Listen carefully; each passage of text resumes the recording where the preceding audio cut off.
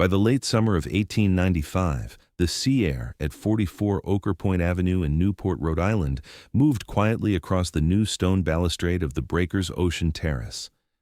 Inside, the New York papers were already calling it the latest Vanderbilt Palace by architect Richard Morris Hunt, a Renaissance-style villa raised in little more than 2 years on 13 acres above the Atlantic. In the stillness before guests arrive, the terrace reads like a diagram of power.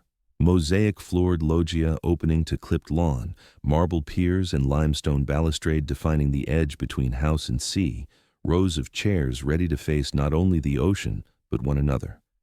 Below, waves break against the rocks that gave the house its name. Above, the 50-foot Great Hall waits, its doors aligned on a direct axis to the terrace and horizon. It was built to feel immovable, a summer stage for one of America's richest families. Yet even as the plaster dried and the gilding caught the light, the ocean was already working at the cliff, and the social world it framed was already beginning to age. On a November evening in 1892, flames climbed through the wooden framework of the first Breakers cottage at Oker Point, consuming what had been, for 7 years, the summer residence of Cornelius Vanderbilt II and his family. The fire had started in the kitchen, spreading rapidly through the Queen Anne structure that Pierre Lorillard IV had commissioned in 1878 and that the Vanderbilts had purchased in 1885 for approximately $400,000, at the time the largest real estate transaction Newport had recorded. Contemporary newspapers described the scene in language that mixed disaster reporting with society gossip. "The Breakers in ruins," announced the New York Times, noting that while the house and its contents had been insured, the valuation had not kept pace with the accumulation of art, furniture, and decorative objects that the family had installed over the years. The Vanderbilts were not in residence when the fire broke out. They had closed the house for the season and returned to their New York townhouse at Burn West 57th Street, a massive chateau-style mansion that Richard Morris Hunt had completed for them in 1882. But the Newport cottage had become increasingly important to the family's social calendar, and its loss represented more than the destruction of property. The fire consumed a stage on which the Vanderbilts had performed their version of aristocratic leisure, a wooden theater where summer parties and lawn entertainments had confirmed their position among America's wealthiest families. Cornelius Vanderbilt II, grandson of the Commodore who had built the family fortune in steamships and railroads, understood immediately that the fire was not merely a setback but an opportunity. Within weeks of the blaze, while insurance adjusters were still cataloging losses and while charred timbers still marked the cliff edge at Oker Point, he contacted Richard Morris Hunt with a commission that would dwarf the original cottage in both scale and ambition. The new house, Vanderbilt specified, must be fireproof. It must be built of stone and steel, with boilers buried beneath the front lawn and with every modern safeguard against the vulnerability that had destroyed its predecessor.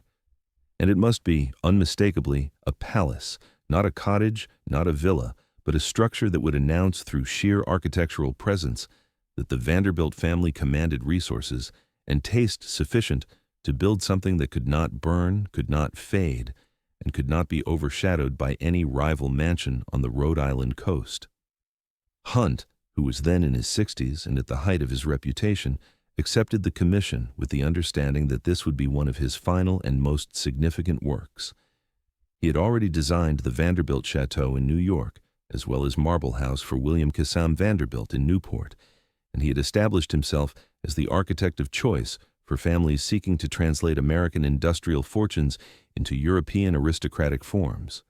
His training at the École des Beaux-Arts in Paris had given him command of classical vocabularies, Renaissance palazzi, French chateau, Baroque ornament, and his practice in the United States had taught him how to adapt those vocabularies to the needs and egos of clients whose wealth was new, but whose aspirations were ancient. The site at Oker Point remained scarred throughout the winter of 1892 and into the spring of 1893. Photographs from that period, preserved in the archives of the Preservation Society of Newport County, show the foundation walls of the burned cottage still standing in places, blackened brick and stone marking where rooms had been. The cliff edge, exposed now without the house to frame it, appeared raw and geological, waves breaking against rocks that had given the property its name.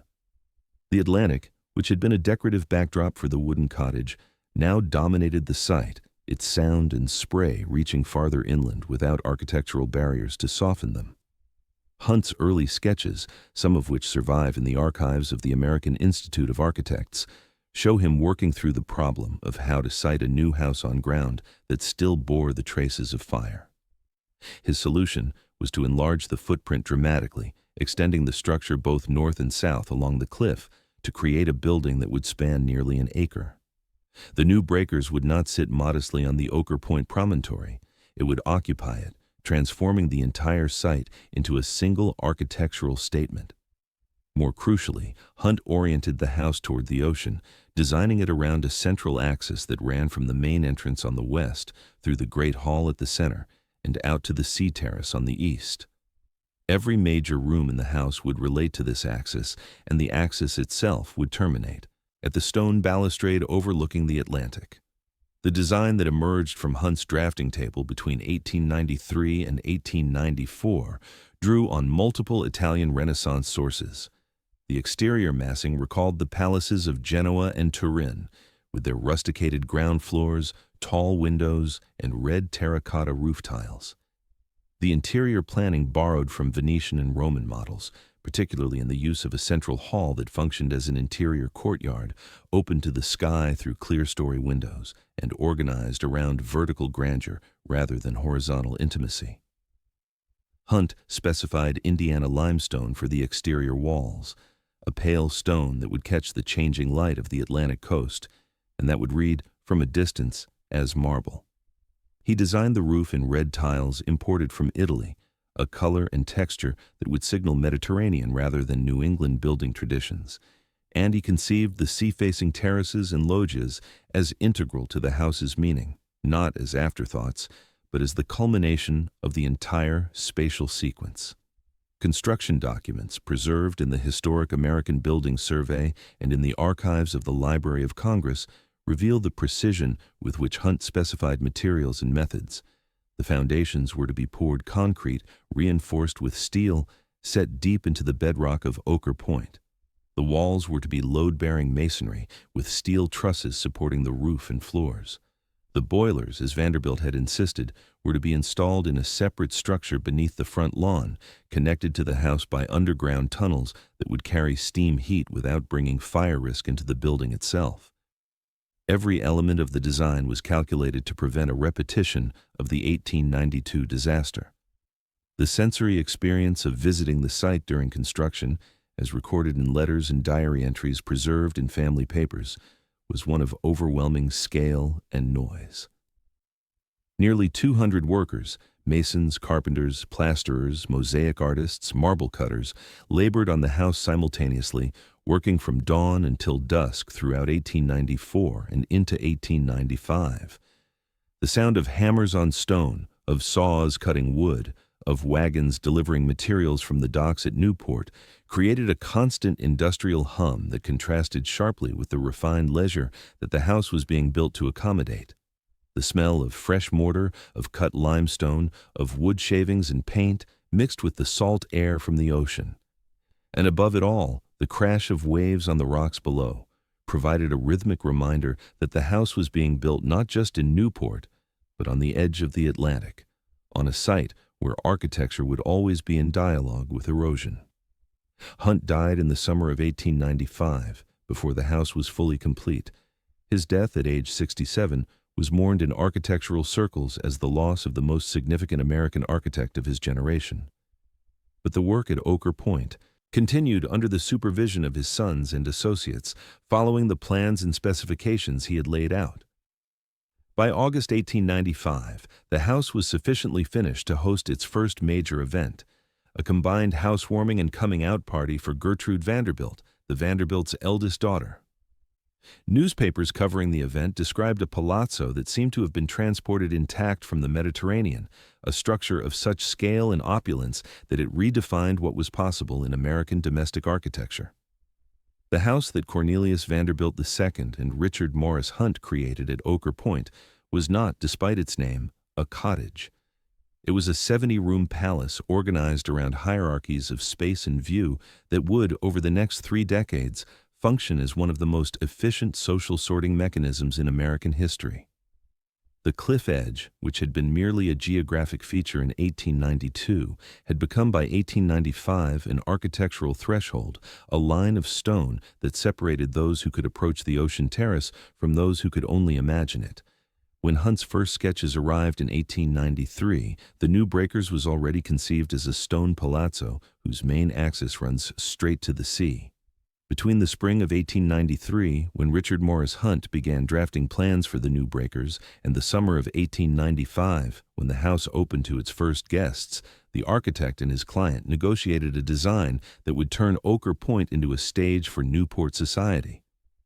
Hunt's challenge was architectural: how to organize 70 rooms across 5 floors in a way that would allow the house to function both as a summer residence for the Vanderbilt family and as a venue for entertaining hundreds of guests. His solution was to impose a Renaissance palazzo plan onto the Rhode Island coastline, creating a structure that was fundamentally symmetrical, hierarchically organized, and oriented toward a single overwhelming feature: the view of the Atlantic. The floor plans, preserved in the Historic American Building Survey documentation catalogued as HABS RI 339, show the precision of Hunt's thinking. The house measured approximately 138,300 square feet across its footprint and upper floors, occupying roughly 1 acre of the 13-acre Ochre Point estate. The ground floor contained service rooms, kitchens, storage, and the machinery necessary to run a palace, boiler connections from the underground plant, electrical systems, and extensive servant quarters. The first floor, what in European usage would be called the piano nobile, contained the principal reception rooms, arranged in an enfilade around the great hall at the center. The second floor held family bedrooms and private sitting rooms. The third and fourth floors contained additional bedrooms, servants' quarters, and storage. But the genius of Hunt's plan was not in the vertical stacking of rooms, but in the horizontal axis that organized them. Visitors entering through the main doors on the west side of the house found themselves in a vestibule that opened directly into the Great Hall, a 2-story space measuring 50 feet in height and occupying the geometric center of the building. The hall was designed as an interior courtyard, its walls rising in tiers of arches and balconies, its floor paved in marble, its ceiling carried on massive stone pilasters. Sunlight entered from clear-story windows high above, creating a diffused glow that illuminated the space without harsh shadows. But the true source of light, and the organizing principle of the entire room, came from the east, where a wall of glass doors opened onto the lower loggia, and beyond it, the sea terrace and lawn. Hunt had designed the Great Hall not as a terminus, but as a threshold. The room functioned as a social lock, a space where guests gathered before being released through the eastern doors onto the terraces that commanded the ocean view. The spatial sequence was deliberate: compression in the vestibule, expansion in the Great Hall, and then a carefully modulated release through the loggia to the open air. Every step took the visitor closer to the Atlantic, and every step was calibrated to increase the sense of anticipation and privilege. The lower loggia, which connected the Great Hall to the terrace, was perhaps the most architecturally ambitious space in the house. Hunt designed it as a barrel-vaulted corridor, its ceiling encrusted with marble mosaic in patterns of dolphins, garlands, and the Vanderbilt acorn, the family's heraldic symbol. The mosaics were executed by Italian artisans working from Hunt's designs, using tesserae cut from various colored marbles and fitted together with millimeter precision. The effect was of overwhelming richness. The vault appeared to be carved from a single jeweled substance, its colors shifting as light moved across the surface. Contemporary descriptions preserved in Newport Society columns noted that the loggia felt simultaneously like an interior room and an exterior passage, a covered path that belonged neither fully to the house nor fully to the landscape. The terrace itself was simple in comparison. Hunt specified a broad platform paved in stone, extending the full width of the house and projecting perhaps 20 feet beyond the building's eastern facade. A stone balustrade, carved from limestone and punctuated at intervals by marble piers, defined the terrace's ocean edge. The balustrade was low enough to allow unobstructed views, but high enough to provide a sense of security against the cliff drop beyond. Hunt detailed the balusters carefully, specifying their profile and spacing to create a rhythm that would be visible from a distance and that would frame the horizon in a way that felt both natural and architectural. Beyond the terrace, the lawn swept unbroken to the cliff edge, a green plain maintained by a staff of approximately 20 gardeners working under the direction of landscape designers, James and Ernest Bowditch. The Bowditches had been commissioned to transform the rocky, wind-exposed site into a cultivated landscape that would appear effortless, and their solution was to plant non-indigenous trees, elms, beeches, lindens, in positions that would provide shade and structure without obscuring the ocean view. Contemporary photographs show the lawn as a perfect carpet, its grass cut to uniform height, its edges crisp against gravel paths. The effect was of a manicured wilderness, nature tamed and presented as a foil to the architecture. The relationship between house and landscape, between terrace and sea, was not accidental. Hunt had studied Italian villa gardens, the terraces of the Via d'Este, the water features of the Villa Lante, and he understood that the power of such spaces came not from their size but from their ability to frame nature as spectacle. At the breakers, the ocean became both backdrop and subject. The terrace did not simply offer a view of the Atlantic, it transformed the Atlantic into a component of the architectural composition, a blue and white element that changed with weather and season, but that remained always under the visual control of those standing at the balustrade. Hunt's design also established hierarchies within the house itself. Not every room had equal access to the ocean view.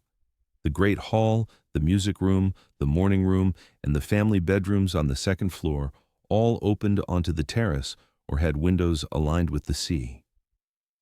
But the library, the billiard room, and many of the service spaces faced west or north, their windows looking out onto the approach drive or into interior courts.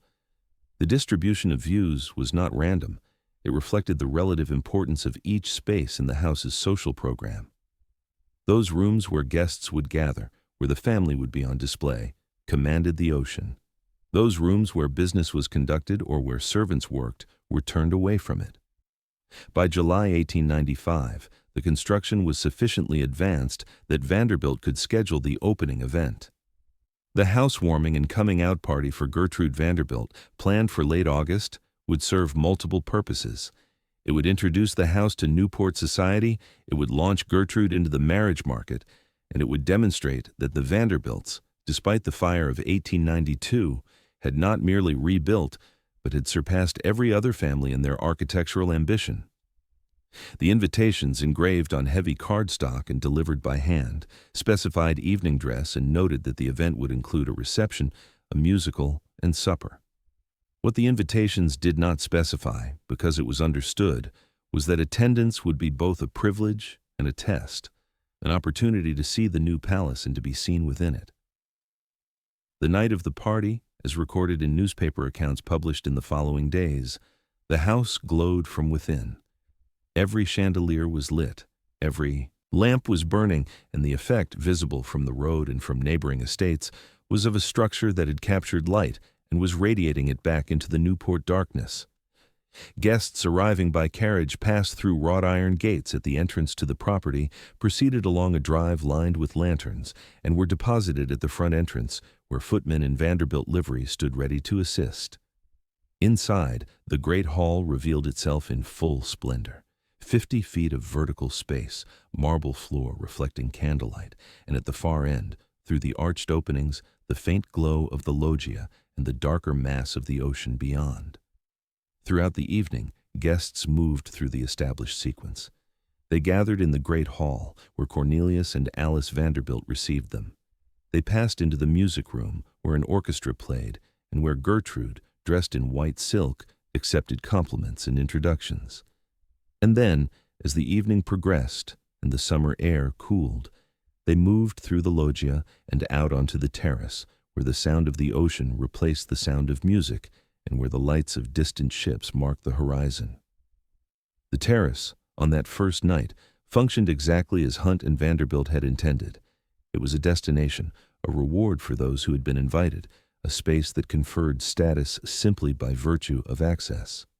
By the time ground is broken, the drawings already show loggias and terraces that will dictate who sees the sea directly and who must watch from behind.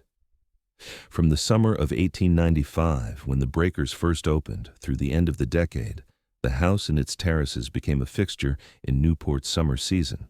The construction had taken slightly more than 2 years and had employed, according to later estimates compiled by preservation historians, some 200 workers at its peak. The cost, never officially disclosed by the Vanderbilt family, was estimated in contemporary press accounts at approximately $7 million, a figure that included not just the structure itself, but also the furnishings, the landscape work, and the art collection that filled the principal rooms. The materials that Hunt and his contractors assembled at Ochre Point came from across the United States and Europe. The exterior walls were faced in Indiana limestone, a pale stone that could be quarried in large blocks and that would weather to a soft gray-white under the salt air. The roof tiles were terracotta imported from Italy, their red-orange color a deliberate reference to Mediterranean villa architecture. The interior marbles came from multiple sources: white Carrara from Italy for the Great Hall pilasters, green and red marbles for floor patterns, onyx for decorative inlays. The mosaic work in the lower loggia vault, executed by Italian artisans brought to Newport specifically for this project, used tesserae cut from dozens of different colored stones, assembled into patterns that covered more than 1,000 square feet of curved surface. Contemporary accounts, preserved in newspapers and in letters written by visitors to the house, struggled to capture the scale and richness of the interiors. One guest, writing to a friend in New York, described entering the Great Hall as stepping into a cathedral built for no god but Mammon, a phrase that captured both the awe and the unease that the house provoked. Another visitor, whose account appeared in a society column in Harper's Weekly, noted that the loggia mosaics were of such intricacy and brilliance that one could spend an hour examining a single square foot and still not comprehend the labor involved. These descriptions, while florid in the manner of late 19th century prose, point to a genuine architectural achievement. Hunt had created spaces that overwhelmed through accumulation, through the sheer density of craft and ornament. The lower loggia, which functioned as the ceremonial passage between the Great Hall and the sea terrace, was particularly rich in symbolic content. Hunt had designed the vault as a narrative in mosaic, depicting maritime themes appropriate to a house overlooking the Atlantic. Dolphins cavorted among stylized waves, garlands of flowers and fruit hung in swags across the curved surface, and at intervals the Vanderbilt acorn appeared, carved in relief and gilded, a heraldic symbol that linked the family to European traditions of aristocratic display. The acorn, drawn from the Vanderbilt coat of arms, was not merely decorative. It was a claim to lineage, an assertion that American industrial wealth could be ennobled through architecture. The great lawn, which extended from the terrace to the cliff edge, represented an equal investment in landscape as stage. The Bowditch brothers, working from plans that coordinated with Hunt's architectural drawings, had transformed what had been a relatively flat but rocky promontory into a sculpted green plain.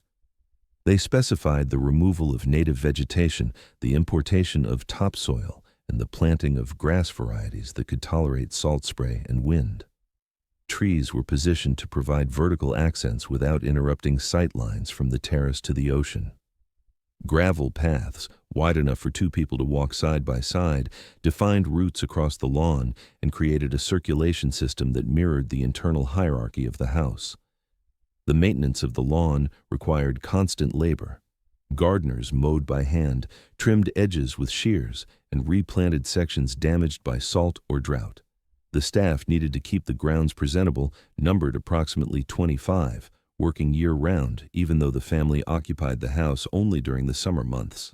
This disparity between the seasonal use of the estate and the permanent labor required to maintain it was characteristic of Newport's cottage culture, where houses stood empty for 9 months of the year but had to appear perpetually ready for occupancy.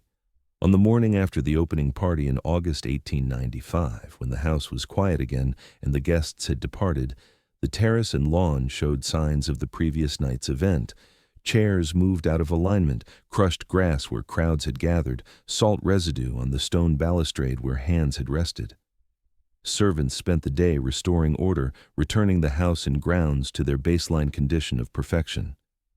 This cycle, preparation, event, restoration, would repeat throughout every summer season, each iteration wearing the stone and grass incrementally, each party adding another layer to the social history of the space.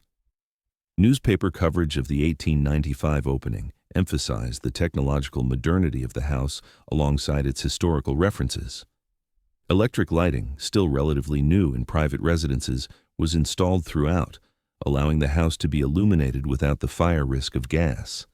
The buried boiler system, connected to the house by underground tunnels, represented the most advanced domestic heating system then available. Telephone lines connected the house to Newport's Central Exchange. These modern conveniences were integrated into a structure that appeared, externally, to have been transported whole from 16th century Italy, creating a temporal dissonance that fascinated contemporary observers. The juxtaposition of advanced technology and historical form was central to Hunt's architectural philosophy. He believed that American wealth deserved American architecture, but that American architecture should draw on the accumulated knowledge of European tradition. The Breakers embodied this principle. It used the most modern construction techniques to create a building that looked backward to the Renaissance, forward to a vision of American aristocracy, and outward to the Atlantic as both barrier and connection to the Old World. The terrace, in particular, functioned as a liminal space where these temporal and cultural tensions converged. Standing at the balustrade, guests looked out at an ocean that had been crossed by the ancestors of some of the families present, Dutch, English, French Huguenot immigrants who had arrived in the 17th and 18th centuries. But those ancestors had come as merchants, traders, and colonists, not as aristocrats. The wealth that built the Breakers came from railroads and steamships, from industrial consolidation and financial speculation, from systems of labor and capital that had no European precedent. The ocean view, then, was both a claim to continuity. We too have crossed the Atlantic. We too belong to transatlantic culture, and a marker of rupture. We have arrived not as supplicants, but as equals or superiors to the European aristocracies whose architectural forms we appropriate. The sensory experience of standing on the terrace on a late August afternoon in 1895, as the first season began, combined multiple elements: the visual sweep of lawn and ocean, the tactile coolness of carved stone under palm or fingertip, the sound of waves muted by distance and wind, the smell of salt and cut grass, the faint echo of voices from within the house filtering through the loggia. The terrace was designed to be overwhelming, to provide more sensory input than could be fully processed, ensuring that memory of the space would be fragmentary, impression-based, and therefore powerful. On the night of the first great party, every chair on the terrace has an implied rank, though no document will ever say so. By the late 1890s, the Breakers had settled into its role as both private residence and public symbol, and the upper loggia on the second floor had emerged as one of the house's most revealing spaces. Unlike the lower loggia, which functioned as a ceremonial passage for guests moving from the Great Hall to the sea terrace, the upper loggia was reserved for family use, a morning sitting room where Alice Gwynn Vanderbilt and her children could take breakfast, read correspondence, and look out over the ocean without descending to the more public spaces below. The upper loggia was approximately 40 feet long and 15 feet wide, occupying the full width of the house's eastern facade at the second floor level. Its design, executed by the New York decorating firm Allard & Sons in collaboration with architect Ogden Codman, Jr., created an illusion of outdoor space enclosed. The walls were painted with trompe-l'oeil panels depicting faux marble and striped canvas awnings, as if the room were a garden pavilion whose fabric roof had been rolled back to reveal sky. The actual ceiling above these painted awnings was flat and white, creating a layered spatial reading: real ceiling, painted canvas, painted colonnade, painted sky. The floor was polished wood, with Orientalist rugs laid over it to define seating areas. Wicker furniture, painted white and upholstered in floral fabrics, was arranged along the eastern wall, where floor-to-ceiling windows opened onto a narrow exterior balcony overlooking the terrace and lawn below. Alice Vanderbilt used this space as her morning command center. Accounts preserved in family papers and in the reminiscences of staff describe her routine: rising early, dressing in day clothes, and coming down from her bedroom on the third floor to the upper loggia, where breakfast would be laid out on small tables. She would sit facing the ocean, reading newspapers forwarded from New York, reviewing the day's schedule with her secretary, and planning the evening's entertainment if guests were expected. Her children, Gertrude, Cornelius III, Alfred, Reginald, and Gladys, would join her as they woke, creating a family gathering that was informal by the standards of the house, but that remained structured by the room's architecture and by Alice's presence. The view from the upper loggia was superior, in some respects, to the view from the terrace below. Height provided perspective. From the second floor, the relationship between house, lawn, cliff, and ocean could be grasped as a single composition, a designed landscape extending from the building's base to the horizon. The terrace below appeared as a stone platform populated on busy days with staff setting out chairs and tables. The great lawn was a green rectangle, its edges crisp against gravel paths, and the Atlantic spread beyond, its surface textured by wind and current, its color shifting from gray-green in morning light to deep blue in afternoon sun.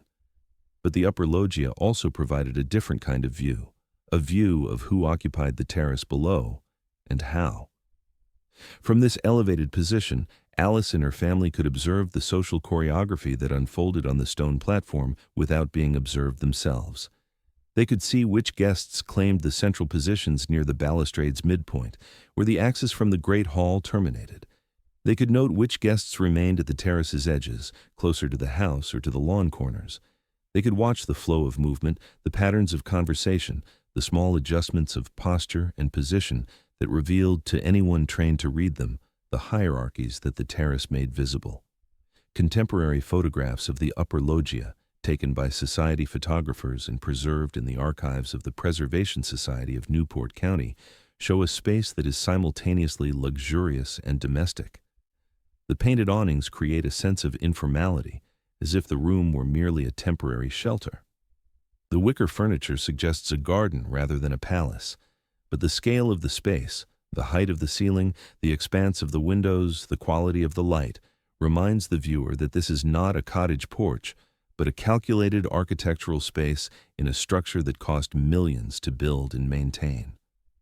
The upper loggia also served as a reminder that even within the breakers, not all spaces were equal.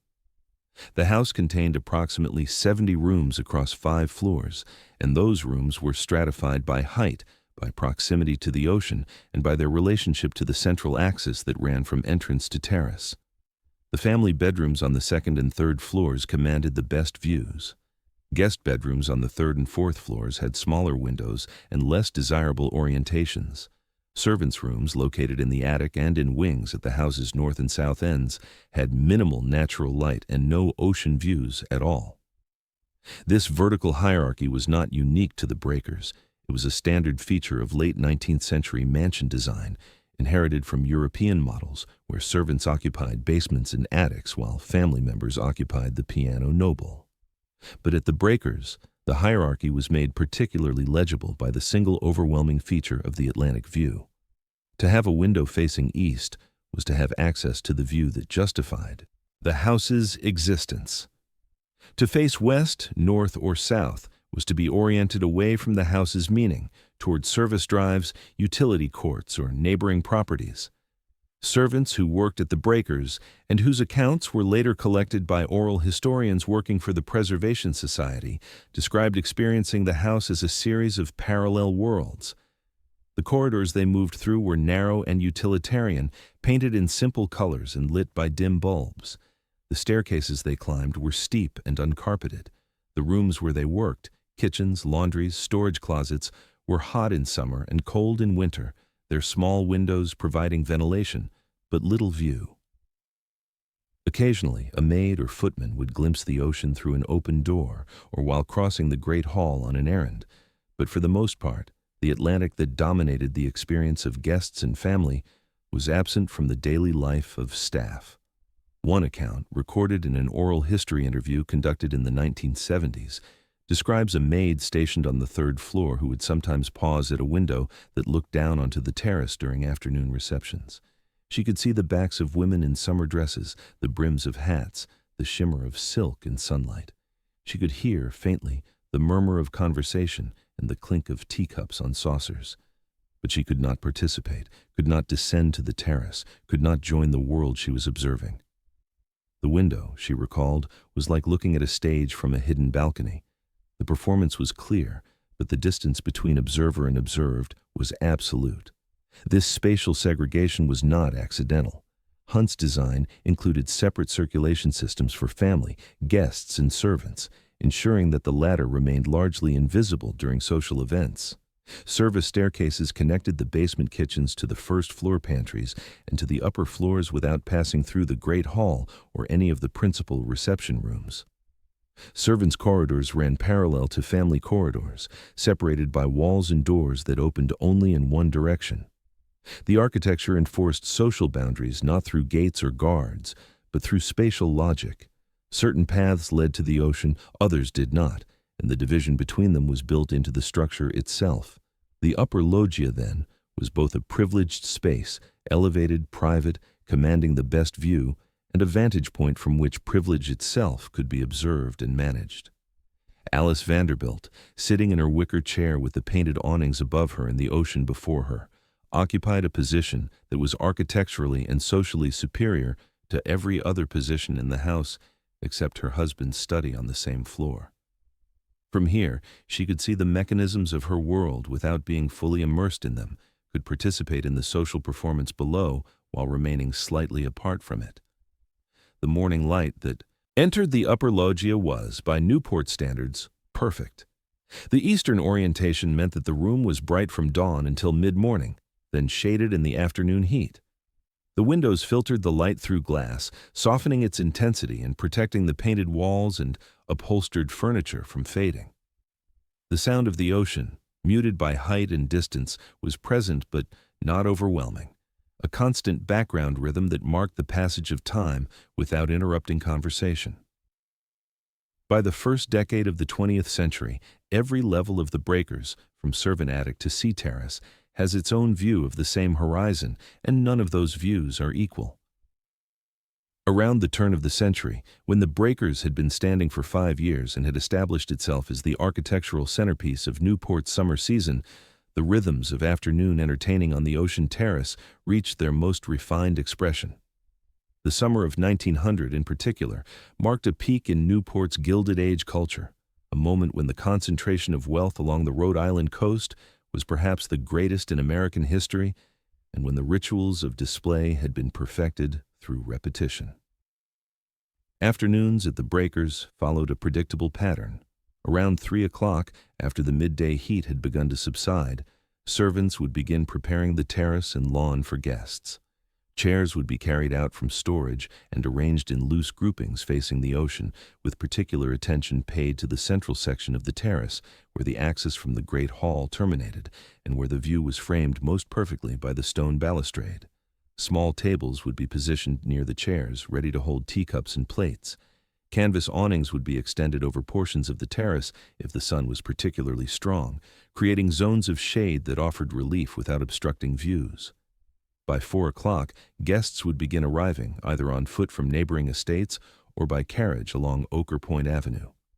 The social convention of the time required that afternoon visits be brief, an hour or slightly more, and that they follow established patterns of conversation and movement. Guests would be received in the Great Hall by Alice Vanderbilt, or, in her absence, by Gertrude or one of the other Vanderbilt daughters. After a few minutes of indoor greeting, the group would move through the lower loggia and out onto the terrace, where tea and light refreshments would be served. The terrace, in afternoon use, functioned as an outdoor drawing room. Conversations were conducted in low voices, appropriate to the setting and to the requirement that social interactions remain controlled and courteous. Topics ranged across acceptable subjects: upcoming balls and dinners, news from New York, plans for the remainder of the summer season, observations about mutual acquaintances, politics, business, and any subject that might provoke disagreement were avoided. The tone was pleasant, the pace leisurely, and the unspoken understanding was that these gatherings existed not to exchange information or to forge alliances, but simply to confirm, through presence and participation, that everyone involved belonged to the same social stratum. Photographs from this period, preserved in the archives of the Newport mansions and in private collections, show the terrace populated by women in white or pale-colored dresses, their postures upright, their expressions composed. Men appear less frequently in these images, as afternoon tea was understood to be primarily a female social domain, with husbands and fathers occupied elsewhere, at the casino, on yachts, in business meetings conducted in the library or billiard room. The photographs also show the careful arrangement of figures in space. Groups cluster around the central section of the terrace, while individuals or pairs occupy positions closer to the house or near the lawn edges. The social geometry of these arrangements was legible to anyone familiar with Newport's hierarchies. The central positions, closest to the balustrade's midpoint, were occupied by the hostess and her most favored guests, typically women from families of equivalent or superior social standing whose presence confirmed the hostess's status. The secondary positions, slightly off-center or closer to the house, were occupied by younger women being introduced to society, by relatives whose connection to the family required acknowledgement but not promotion, or by guests whose invitation was an act of courtesy rather than preference. The edge positions, near the corners where the terrace met the lawn, were occupied by those whose presence was tolerated but not celebrated, who had been invited because exclusion would have been noticed, but whose seating made clear that they were not part of the inner circle. This spatial hierarchy was never explicitly stated. No diagram existed showing where each guest should stand or sit. The arrangements emerged organically from the combined weight of precedent, social intuition, and subtle direction from the hostess. Alice Vanderbilt, moving through the terrace space, would greet each guest, exchange a few words, and then, through gesture or implication, indicate where that guest might position herself. The directive was rarely verbal, a glance toward an empty chair, a slight motion of the hand, but it was understood and obeyed. Those who failed to read these signals correctly would find themselves standing awkwardly, occupying space that was physically accessible but socially inappropriate. Contemporary accounts drawn from memoirs and letters written by participants describe the terrace gatherings as both pleasant and exhausting. The pleasure came from the beauty of the setting, the quality of the refreshments, and the satisfaction of being included in an event at the Breakers, the most prestigious address in Newport. The exhaustion came from the constant vigilance required to navigate social protocols, to avoid missteps, to monitor one's own position and the positions of others for signs of favor or disfavor. One woman, writing years later about her summers in Newport, recalled that an afternoon at the Breakers required as much concentration as a game of chess, with every move observed and every placement significant. The servants who made these gatherings possible remained largely invisible. Staff circulated with trays of tea, sandwiches, and small cakes, refilling cups and removing empty plates with practiced efficiency. Their movements were choreographed to avoid disrupting conversations, to approach from the side or from behind, to speak only when necessary and then in low voices. The servants' uniforms, black dresses with white aprons for women, dark livery for men, allowed them to blend into the background, to become part of the terrace's architecture rather than its social fabric. The sound of the ocean provided a constant backdrop to these gatherings. The waves breaking against the rocks below the cliff created a white noise that was loud enough to mask distant sounds, traffic from the road, voices from neighboring estates, but not so loud as to interrupt conversation on the terrace itself. The effect was of acoustic isolation, a sense that the terrace existed in its own sound world, separated from the surrounding landscape by a wall of surf. The light on the terrace changed as afternoon progressed toward evening. In the earlier hours, around 4 o'clock, the sun was still high enough to cast sharp shadows from the balustrade's balusters across the stone paving. By 5 o'clock, the shadows had lengthened and the light had softened, taking on the golden quality characteristic of late afternoon near the ocean. By 6 o'clock, when guests began to depart, the sun was approaching the horizon behind the house, and the terrace was in shadow, with only the lawn and ocean still catching direct light. This progression of light created a natural rhythm for the gathering, a sense that the event had a beginning, middle, and end, determined not by clocks but by the movement of sun across sky. The materials of the terrace, limestone balustrade, marble piers, stone paving, responded to this changing light by shifting in apparent color and texture. In the bright afternoon sun, the limestone appeared almost white, its surface slightly chalky. In the softer light of late afternoon, it took on warmer tones, cream and pale gold. In shadow, it darkened to gray, and its surface texture became more apparent, the marks of the carver's tools visible in the curved profiles of the balusters. These changes were subtle but noticeable, and they contributed to the terrace's ability to hold attention, to reward sustained observation. The great lawn, visible beyond the terrace, functioned as an extension of the social space. On particularly crowded afternoons, or when the Yatin weather was exceptionally fine, guests would move from the terrace onto the lawn, walking along the gravel paths or standing near the cliff edge to look down at the rocks and water below. The lawn's expanse, perhaps an acre of maintained grass, allowed for more dispersed groupings than the terrace, for conversations that required greater privacy, or for younger guests who found the terrace's formality constraining. But even on the lawn, the hierarchies remained legible. The central axis extending from the house to the cliff was understood to be the most significant path, while routes that angled toward the property's northern or southern boundaries were less traveled and less visible. In photographs from these years, the terrace looks serene, but who sits where tells a story the stone never writes down.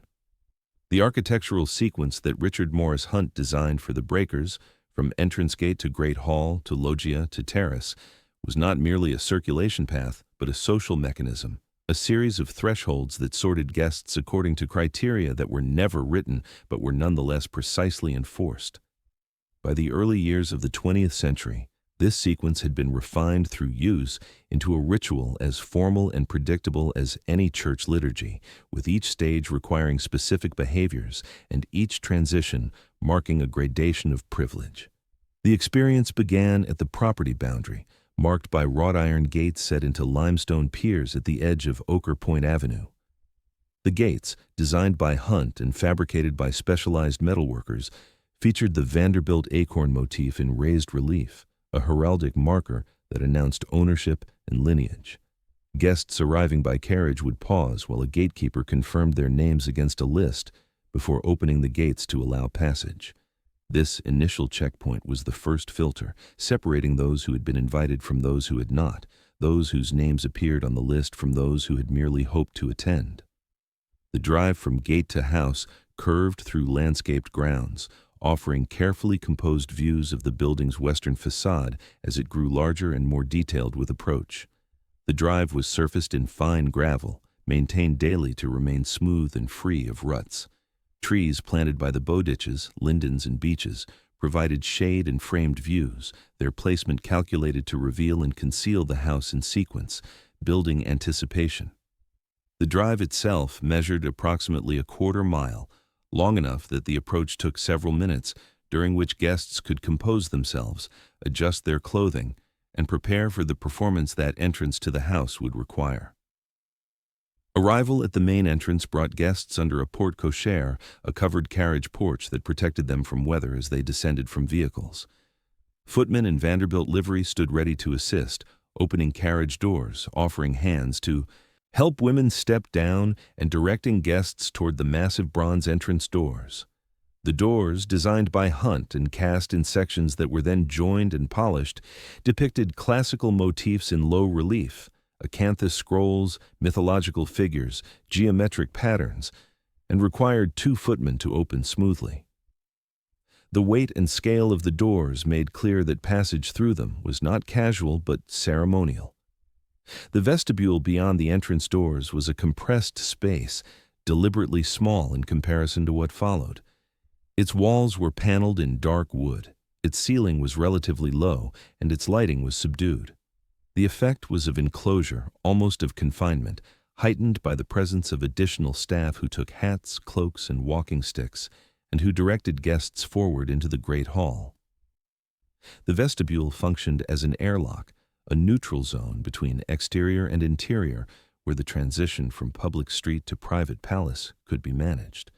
The Great Hall, which opened directly from the vestibule, provided the architectural climax of arrival.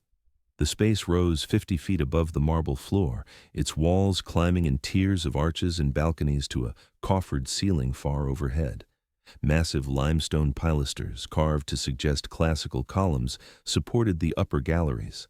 The floor was paved in patterns of colored marble, white, green, red, that radiated from a central medallion.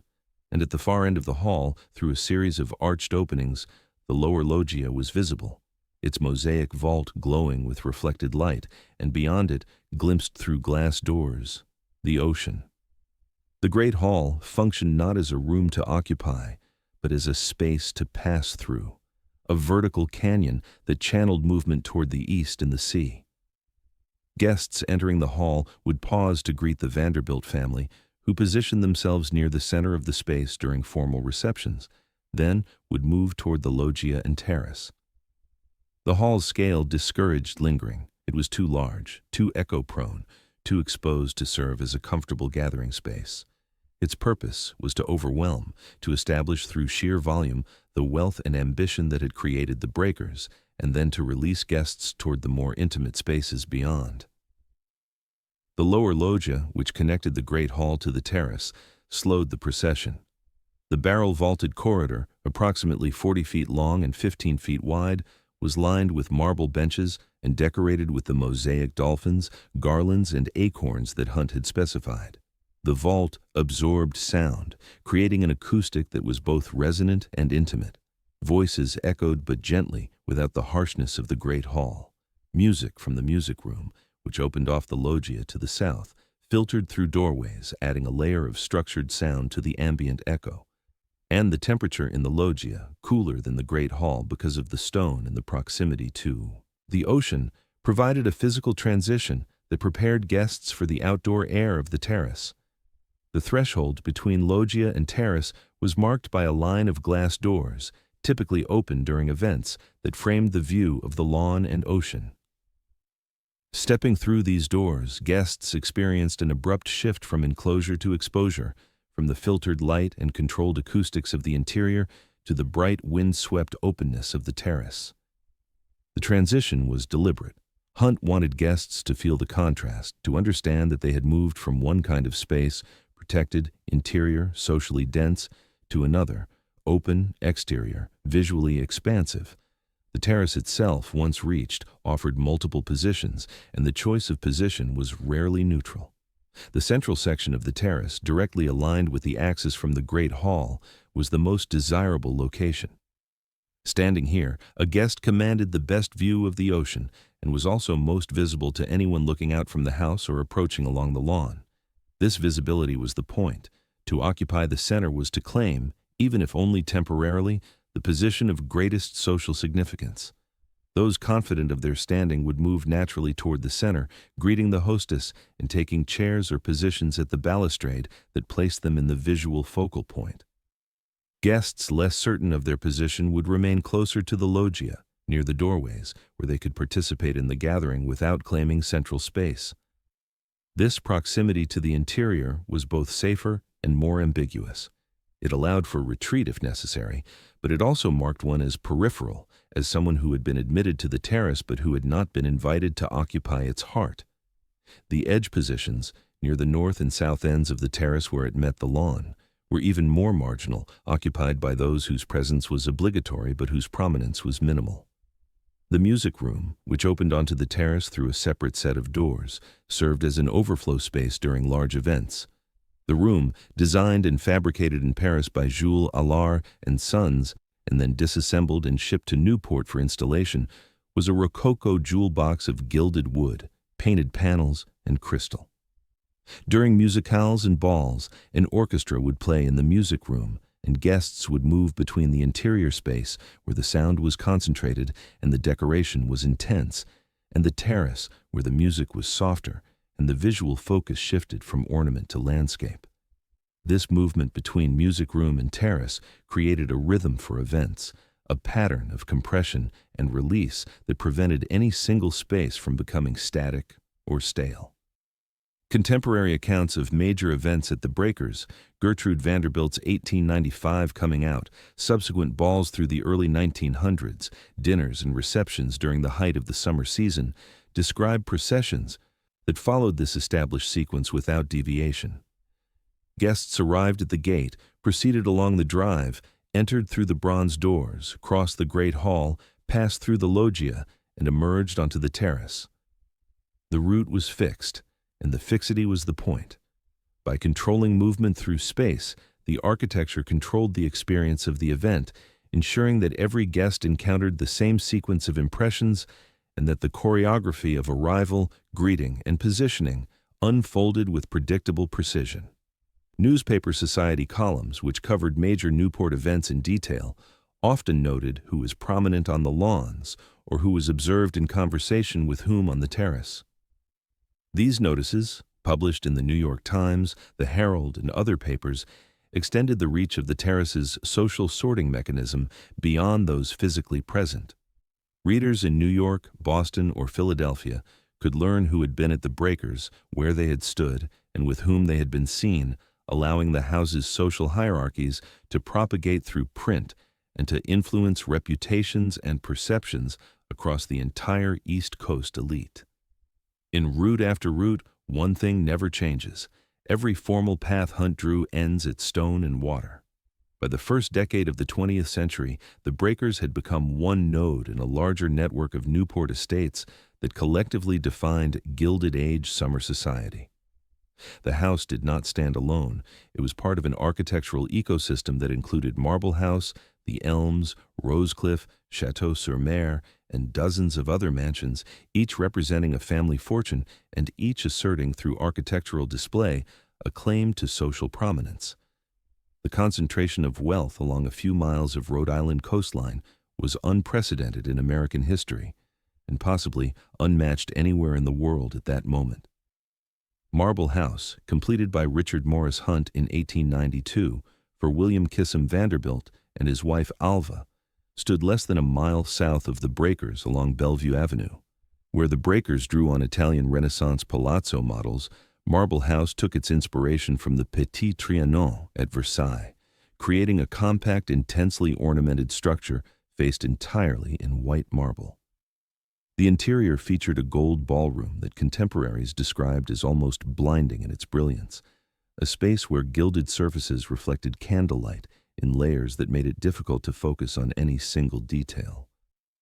Alva Vanderbilt, who became Alva Belmont after her divorce and remarriage, used Marble House to promote women's suffrage, adding a Chinese tea house on the cliff edge where she hosted political gatherings that mixed social display with activist purpose.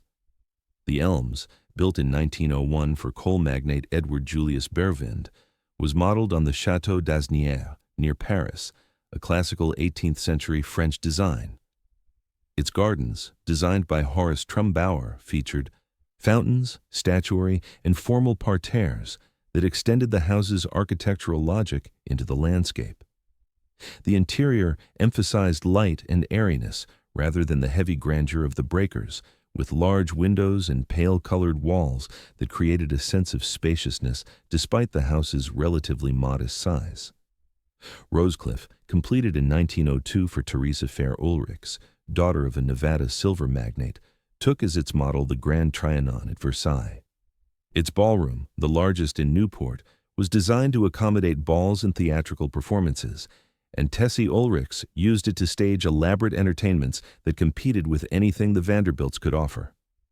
One famous party featured the ballroom transformed into a garden, with live roses covering every surface and the scent of flowers so intense that some guests complained of headaches. These houses, and others like them, created a circuit of social events that structured Newport's summer season. Families would move from estate to estate, an afternoon tea at the Breakers, a dinner at the Elms, a ball at Rosecliff, each event offering an opportunity to display wealth, to assess the wealth of others, and to confirm or adjust social standings through visible participation.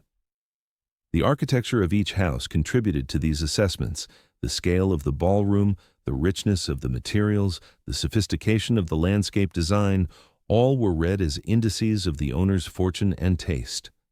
The concentration of such houses in a single small town created distortions that contemporaries noted and that later historians have analyzed extensively. Newport's year-round population in 1900 was approximately 15,000, but during the summer season, the influx of wealthy families and their servants more than doubled that number. The servants alone, estimated at 5,000 to 6,000 in total, constituted a substantial labor force, working 12 to 16-hour days, 6.5 days per week, for wages that ranged from $15 to $40 per month, depending on position and experience. The disparity between the cost of building and maintaining these estates and the earnings of those who labored in them was stark.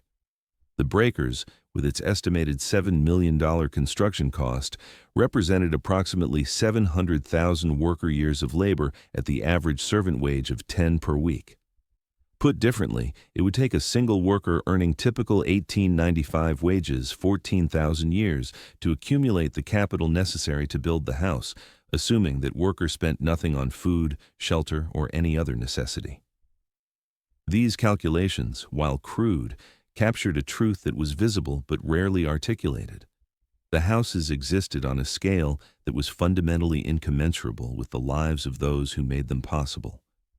Richard Morris Hunt, who had designed both the breakers and Marble House, as well as the facade of the Metropolitan Museum of Art and the pedestal for the Statue of Liberty, understood his work as part of a larger American cultural project. He believed that the United States, having achieved economic parity with Europe, needed to develop architectural forms that could express that achievement. The European-derived styles he favored, Renaissance, Baroque, Classical, were not mere copies but adaptations, reinterpretations that used familiar vocabularies to articulate new meanings. The Breakers, in this reading, was not simply a house but a statement.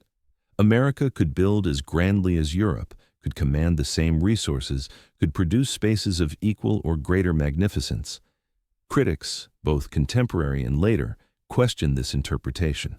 They pointed out that European palaces had been built over centuries by societies with long-established aristocratic orders, and that their grandeur was tied to histories of patronage, war, and inheritance that had no American equivalent.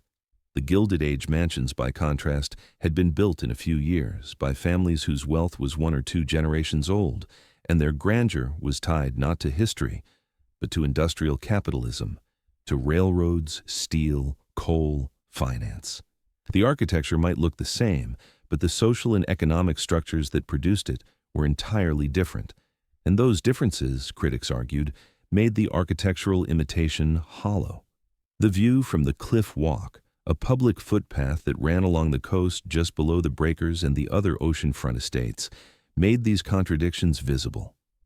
Ordinary Newport residents and tourists could walk the cliff walk without cost, and from it they could see the rear facades and terraces of houses like the breakers.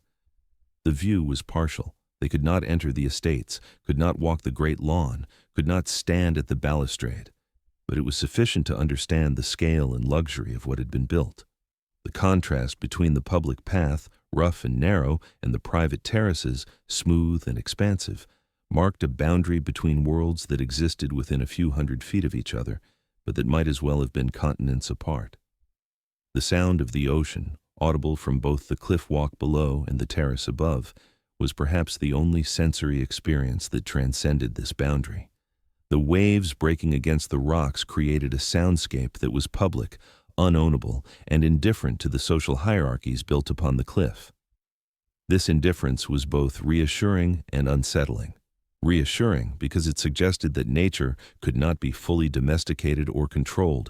Unsettling because it reminded those standing on the terrace that their position, for all its apparent solidity, rested on geology that was temporary, on a cliff edge that was eroding, on stone that the ocean was slowly wearing away. As the century turned, the waves below the terrace carried more coal smoke and immigrant ships, but the seating on the lawn hardly shifted. Cornelius Vanderbilt II did not have long to enjoy the house he had commissioned. In the summer of 1896, barely a year after the breakers opened, he suffered a stroke that left him partially paralyzed and significantly impaired. He would linger for 3 more years, spending his summers at Newport but no longer able to participate fully in the social life that the house had been designed to accommodate. On September 12, 1899, at the age of 55, he died at the breakers, his family around him, his railroad empire secure, but his personal use of the palace he had built limited to a handful of summers. The house passed to his widow, Alice Gwynn Vanderbilt, under the terms of a will that gave her a life interest in the property, but not outright ownership. She could live at the breakers, could entertain there, could maintain it as she saw fit, but she could not sell it or fundamentally alter its character. Upon her death, the house would pass to their youngest daughter, Gladys, according to provisions that would later create complications for the family's plans. Alice, left with 7 children ranging in age from early 20s to mid-teens, continued to use the breakers as a summer residence, but the character of the house began to change. The great balls and receptions that had marked the 1890s became less frequent. Alice was not naturally inclined toward large-scale entertaining, and without Cornelius to justify such events through business or social obligation, she saw less reason to maintain the exhausting schedule that Newport society demanded. The house remained staffed, the grounds remained maintained, but the terrace and great hall stood empty more often than they had during the brief period of Cornelius's active occupation. The cost of maintaining the breakers was substantial and rising. Records preserved in family papers and in the archives of the Preservation Society indicate that by the mid-1920s, property taxes on the estate had reached approximately $83,000 per year, equivalent to the annual wages of more than 200 workers at typical rates of the period. The staff required to keep the house functioning numbered approximately 33 indoor servants and 25 outdoor workers, all requiring salaries, housing, and supervision. The heating system, dependent on coal delivered by the ton and burned in boilers that operated almost continuously during the summer season to provide hot water and steam heat on cool days, consumed more than 150 tons of fuel annually. These costs, while manageable for a fortune of Vanderbilt proportions, began to seem less justified as the social returns diminished. Alice's children, as they grew older, spent less time at Newport and more time in New York, Europe, or at their own estates. Gertrude Vanderbilt married Harry Payne Whitney in 1896 and established her own household, eventually founding the Whitney Museum of American Art. Cornelius Vanderbilt III pursued military and business careers. Alfred and Reginald led complicated personal lives that kept them away from Newport. Only Gladys, the youngest, remained closely connected to the breakers, spending summers there with her mother and developing the attachment that would eventually make her the house's inheritor. The terrace, during the years of Alice's widowhood, became a quieter space.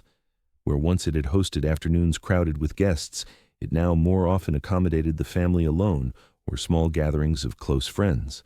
Photographs from the 1900s and 1910s, fewer in number than those from the 1890s, show the terrace sparsely populated, with empty chairs arranged facing the ocean, the great lawn extending beyond, with only occasional figures visible. The architecture remained unchanged. The balustrade still defined the edge. The axis from the great hall still terminated at the ocean view. But the social density that had given the space its meaning had thinned. Maintenance of the terrace itself became a growing concern. The limestone balustrade, exposed to salt spray and freeze-thaw cycles, began to show signs of weathering. The carved profiles of the balusters softened slightly as surface stone flaked away. The joints between stones widened as mortar eroded. The marble piers developed small cracks as water infiltrated, froze, and expanded. These changes were gradual and, in the short term, cosmetic, but they signaled the beginning of a process that would continue regardless of whether the house was occupied. The ocean, the weather, and time were acting on the stone, slowly returning it toward geology. The great lawn, too, required constant attention to maintain its appearance. Salt spray carried by wind from the ocean damaged grass, creating patches that needed to be reseeded. The non-indigenous trees planted by the bowditches struggled in the exposed coastal environment, and some died or grew poorly, requiring replacement. The gravel paths developed ruts from foot traffic and weather, needing periodic regrading. The labor required to keep the landscape presentable was, if anything, greater than the labor required to maintain the house itself, because the landscape was exposed to weather without protection, and because the standard of perfection demanded by the family allowed no visible decline. Servants who worked at the breakers during Alice's long widowhood, she would live until 1934, described a house that was both magnificent and melancholy. The great hall, designed to accommodate hundreds of guests, echoed when empty. The music room, with its gilded panels and crystal sconces, sat unused except during rare events. The terrace, so carefully detailed and so central to the house's architectural logic, functioned primarily as a view from windows rather than as a space to occupy. The gap between the house's capacity and its use created a sense of waste, of potential unfulfilled, that even those who benefited from the family's wealth could not entirely ignore. The broader context of Newport society was also changing. The summer colony had reached its peak around 1900, and by the 1910s and 1920s, new destinations, Palm Beach, the Hamptons, estates in the Berkshires, were drawing wealthy families away from Rhode Island. The rigid social protocols that had governed Newport life were relaxing, and the next generation of wealthy Americans found the formality and expense of maintaining a Newport cottage less appealing than their parents had. Motorcars made travel easier, reducing Newport's geographic isolation, but also making it easier for families to maintain multiple residences and to move more freely among them. World War I, though the United States was directly involved for only a limited period, marked a psychological shift. The war made conspicuous consumption seem less appropriate, and it introduced income taxes at rates that, while modest by later standards, were novel and burdensome to families accustomed to minimal taxation.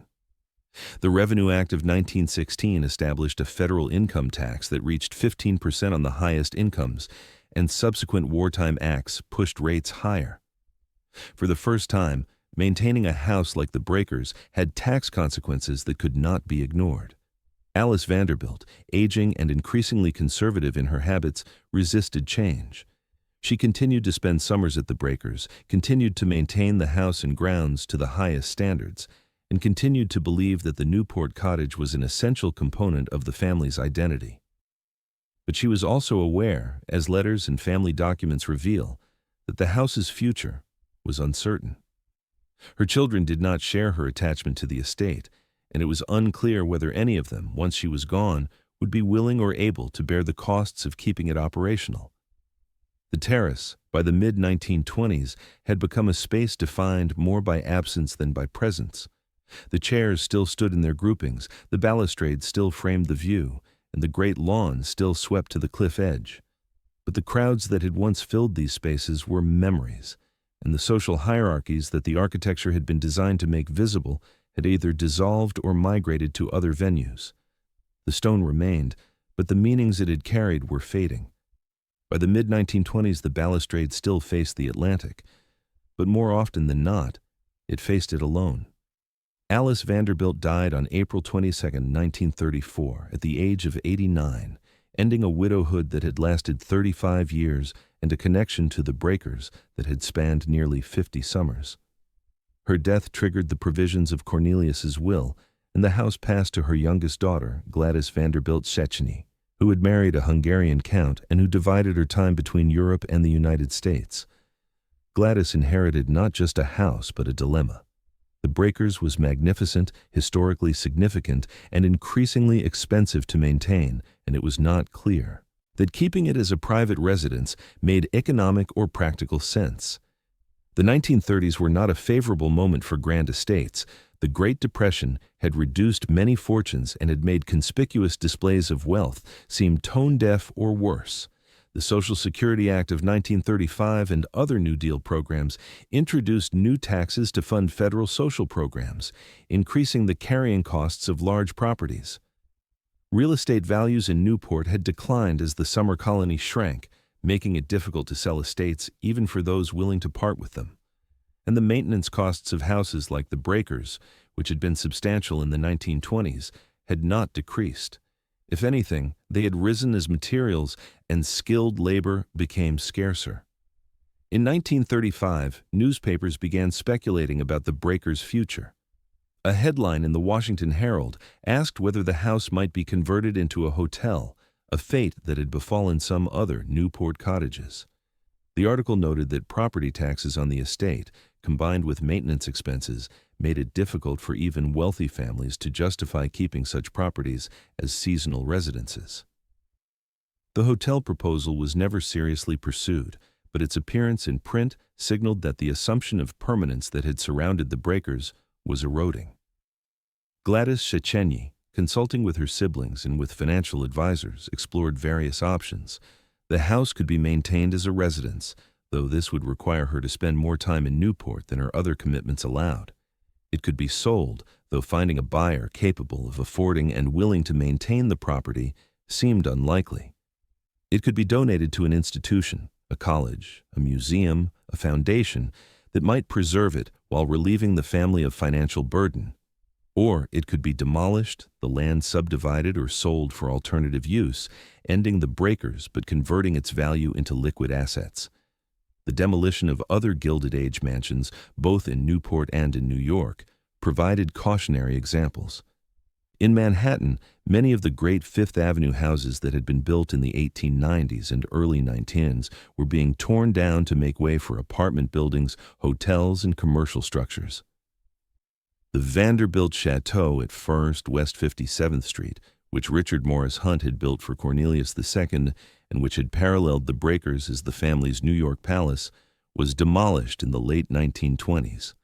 The site was sold, and the house that had been designed to last for generations was reduced to rubble within weeks of the decision to proceed. The Breakers, by virtue of being in Newport rather than Manhattan, faced less intense development pressure. Newport's economy, dependent on tourism and summer residents, had little appetite for commercial redevelopment of the great estates. But the lack of development pressure also meant there was no ready market for the property as it stood. The house was too large for any ordinary buyer, too expensive to operate as a business, and too historically specific to be easily repurposed. Throughout the late 1930s and into the 1940s, the Breakers remained in a kind of suspended animation. Gladys and her family used it occasionally during summers, but not consistently. A reduced staff maintained the house and grounds at a lower standard than Alice had demanded, allowing some deterioration in exchange for cost savings. The terrace, the great lawn, the great hall, all remained intact, but their condition gradually declined. Paint faded, stone weathered, gardens grew less precisely maintained. The house did not fall into ruin, but it ceased to appear pristine. Photographs from this period, preserved in the archives of the Preservation Society, show the Breakers beginning to show its age. The limestone balustrade on the terrace has a slightly softened appearance, its crisp edges rounded by decades of salt exposure. The great lawn has patches of brown where grass has died and not been replaced. Outdoor furniture, once replaced regularly, now sits for seasons at a time, its paint peeling, its fabric sun-bleached. The house looks, for the first time, like what it is: a structure built by people who are gone for a purpose that no longer exists. The question of what, exactly, the Breakers was for, now that the social system it had been designed to serve had dissolved, was not rhetorical. Houses exist to shelter people and to accommodate activities, and if neither people nor activities are present in sufficient number or type, the house becomes vestigial. The Breakers could still shelter Gladys and her family when they visited, but 70 rooms to house a handful of people was absurd. It could still accommodate parties, but the Newport social season was a shadow of what it had been, and large-scale entertaining no longer served the purpose it once had. The terrace could still provide an ocean view, but an ocean view does not require a $7 million palazzo. It requires only a cliff and a place to stand. The onset of World War II in 1939 and American entry into the war in 1941 further complicated the question of what to do with the Breakers. The war created material shortages, labor shortages, and a cultural climate in which maintaining a private palace seemed not just impractical but morally questionable. Some Newport estates were requisitioned or leased by the military for various purposes: housing, training, administration. But the Breakers was not among them, likely because its ornate interiors and fragile furnishings made it unsuitable for military use. By the war's end in 1945, Gladys had reached a decision. She would not demolish the house, but she would not maintain it solely as a private residence. Instead, she would seek a partner, an institution that could take over the burden of maintenance and operation while allowing the family to retain some connection to the property. The solution came through the Preservation Society of Newport County, a recently formed organization dedicated to saving historic properties in Rhode Island. In 1935, Newport papers asked whether the Breakers would become a hotel. No one proposed tearing down the sea terrace, but almost no one knew how to keep it alive. The Preservation Society of Newport County was founded in 1945 by Catherine Warren and a small group of local residents concerned about the accelerating loss of historic buildings in the area. Their initial focus was Hunter House, a colonial-era residence that was slated for demolition, and their success in saving and opening it to the public as a museum established a model that could be applied to other threatened properties. By the late 1940s, the Society's attention had turned to the Gilded Age cottages, many of which were in decline and at risk of being lost. In 1948, Gladys Szechenyi reached an agreement with the Preservation Society that would define the Breakers' next chapter. Under the terms of the arrangement, Gladys would lease the house to the Society for $1 per year, and the Society would open the ground floor to paying visitors, using the admission revenue to cover operating costs and maintenance. The family would retain the right to occupy the upper floors during summers, maintaining a connection to the property while transferring the financial burden of its upkeep to the institutional framework. The decision to open the Breakers to the public transformed the house from a private residence into a museum, from a space that was sordid and excluded into a space that, at least in principle, welcomed anyone who could afford the modest admission fee. The first tours began in 1948, and the response was immediate and enthusiastic. Visitors came in thousands, drawn by curiosity about how the wealthiest Americans of the Gilded Age had lived, by the beauty of the architecture and interiors, and by the opportunity to walk through spaces that had previously been accessible only to a select few. The experience of touring the Breakers was, from the beginning, carefully managed. The Preservation Society developed a route that moved visitors through the ground floor in a sequence similar to the original social choreography: entrance vestibule, great hall, music room, and then out through the lower loggia to the terrace. Guides trained by the Society provided historical context, architectural detail, and anecdotes about the Vanderbilt family. The guides were instructed to emphasize the artistic and historical significance of the house while avoiding explicit criticism of the wealth and inequality that had made it possible, a balance that would become increasingly difficult to maintain as social attitudes evolved. The terrace, as part of the tour route, became one of the most popular stops. Visitors would emerge from the dim, richly decorated interiors into the bright outdoor space, and the transition, from enclosed to open, from ornament to view, created a moment of relief and wonder that guides learned to anticipate and use. The ocean view, which had once been a mark of social privilege, was now offered to anyone who had purchased a ticket, and the democratization of access was, for many visitors, as striking as the architecture itself. Photographs from the early years of public touring, preserved in Preservation Society archives, show visitors in 1940s and 1950s dress, women in skirts and hats, men in suits, standing at the balustrade, looking out at the Atlantic, occupying the same positions that Newport Society had once claimed. The stone is the same, the view is the same, the spatial relationships are the same. What has changed is the meaning. Where once this position signified belonging to an elite, it now signifies participation in public history, a claim not to social status, but to cultural heritage. The financial arrangement between Gladys and the Preservation Society proved workable, but not permanent.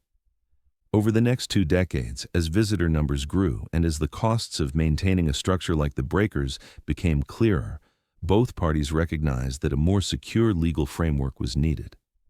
In 1972, after years of negotiation, the Preservation Society purchased the Breakers outright from Gladys's heirs for $365,000, a sum that was far below the house's replacement value, but that reflected the reality that there was no market for such a property as a private residence. The purchase included the house, the grounds, and most of the original furnishings, and it made the society the permanent steward of one of America's most significant architectural landmarks. The transfer of ownership in 1972 marked a definitive end to the Breakers as a Vanderbilt family residence and its transformation into a fully institutional property. The family's right to occupy the upper floors, which had been maintained even after the 1948 lease, was phased out over subsequent years. By the early 2000s, the last family members had vacated, and the entire house became part of the museum, open to interpretation and available for expanded public programming. The Preservation Society, with full ownership and control, began to address deferred maintenance and to develop new ways of presenting the house to visitors. Conservation work on the terrace balustrade, undertaken in the 1980s and 1990s, stabilized the stonework and repaired damage from decades of weathering. The lower loggia mosaics, which had begun to detach from their substrate in places, were conserved by specialists who reattached loose tesserae and cleaned away grime accumulated over nearly a century. The Great Lawn was restored to its original immaculate condition, with new irrigation systems installed to maintain the grass even during dry summers. Audio tours, introduced in the 1990s and updated regularly since, added new dimensions to the visitor experience. The tours included not just architectural and biographical information, but also voices of historians like John Church, who provided scholarly context, and actors reading from servants' accounts, which gave voice to those who had worked at the Breakers but who had left few written records. The inclusion of servants' perspectives was a deliberate interpretive choice, reflecting a growing recognition that the house's history was not just about the Vanderbilts, but about the dozens of workers whose labor had made the family's lifestyle possible. The terrace, in its new institutional life, became a site of multiple, sometimes conflicting narratives. For many visitors, it remained a place of beauty and wonder, a testament to American craftsmanship and ambition. For others, it became a site of critique, a physical embodiment of inequality and excess. The Preservation Society navigated these competing interpretations by presenting facts: the cost of the house, the wages of servants, the social protocols that governed access, and allowing visitors to draw their own conclusions. The strategy was effective but not entirely satisfying. Some critics argued that the society romanticized the Gilded Age, while others felt that too much emphasis on inequality undermined appreciation for the architecture. By the early 21st century, the Breakers was drawing approximately 450,000 visitors per year, making it Rhode Island's most popular tourist attraction and one of the most visited historic houses in the United States. The revenue from admissions, along with support from donors and members, funded ongoing conservation, educational programs, and the operation of the Preservation Society's entire portfolio of historic properties. The house had become, in effect, a heritage industry, a generator of economic activity and cultural capital that extended far beyond its original function as a seasonal residence. The sea terrace, walked by hundreds of thousands of visitors each year, bore the physical traces of this use. The limestone balustrade, polished by countless hands, developed a subtle sheen in places where people habitually touched it. The stone paving, subjected to foot traffic far heavier than the Vanderbilts had ever imposed, showed wear patterns that conservation staff monitored carefully. The Great Lawn, while maintained to high standards, required constant vigilance to prevent damage from crowds that on busy summer days numbered in the thousands. By the early 1970s, the sea terrace was no longer a stage for society, but it had become a stage for history itself. In the first decades of the 21st century, the Breakers operated as a sophisticated museum and cultural heritage site, its interpretation shaped by evolving scholarly approaches to Gilded Age history and by changing public expectations about what historic houses should communicate. The terrace, the great lawn, and the ocean view remain central to the visitor experience, but they are now contextualized within narratives that extend beyond architectural appreciation to include questions of labor, inequality, and the social meanings of extreme wealth. The Preservation Society's current interpretive materials, available both in the house and online, present the breakers as both an artistic masterpiece and a historical document. The architectural achievement is acknowledged. Richard Morris Hunt's design, the quality of the materials, the skill of the craftsmen who executed the work.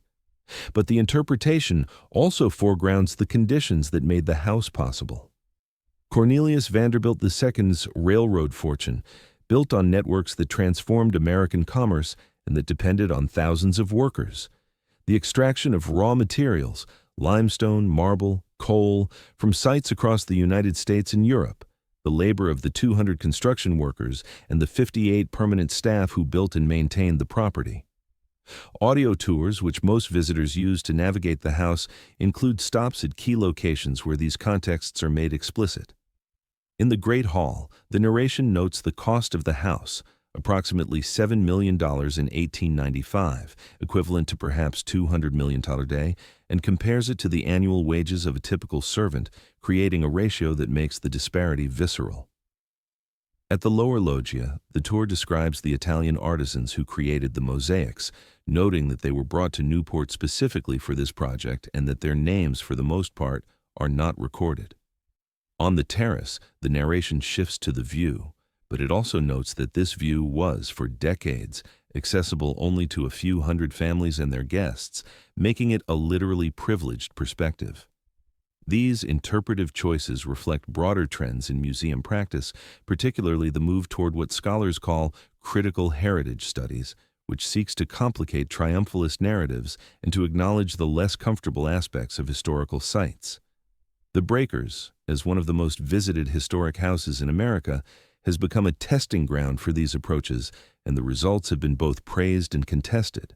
Some visitors appreciate the fuller historical context. Others feel that excessive focus on inequality diminishes the aesthetic experience.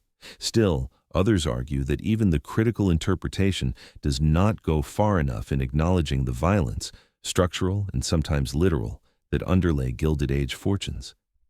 The physical conservation of the terrace and its elements has become an ongoing challenge. Salt spray from the Atlantic, which has been eroding the limestone balustrade since it was installed in 1895, continues to work on the stone at a rate that is measurable but not catastrophic. Conservation reports from the 1990s and 2000s, conducted by specialists in historic masonry, document the progression of deterioration, surface spalling, joint widening, loss of carved detail. The reports also propose interventions, cleaning, repointing, consolidation, that can slow but not stop the process. The lower loggia mosaics, despite conservation work in the 1980s, require ongoing monitoring. The tesserae, fitted together with millimeter precision more than a century ago, expand and contract with temperature and humidity changes, creating stresses that can cause individual pieces to detach. Water infiltration from the terrace above, though largely controlled by modern waterproofing, remains a concern. The marble bench seats along the loggia walls show wear from millions of visitors, their surfaces gradually smoothing under the accumulated pressure of brief moments of sitting.